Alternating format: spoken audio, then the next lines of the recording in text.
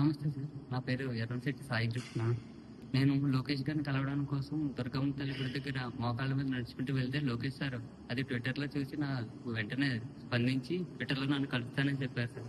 గత ప్రభుత్వంలో వైసీపీ మంత్రి చెల్లిపోయిన వేణుగోపాలకృష్ణ గారి వేధింపుల వల్ల నా ఉద్యోగం కోల్పోయాను, ఉపాధి కోల్పోయానని చెప్పి నారా లోకేష్ గారికి సవినయంగా వివరించుకున్నాను సార్. నా సమస్య అంతా సార్ చూసి పరిష్కరిస్తానని చెప్పి హామీ ఇచ్చారు. నమస్తే సార్. నా పేరు ఎర్రంశెట్టి సాయి కృష్ణ.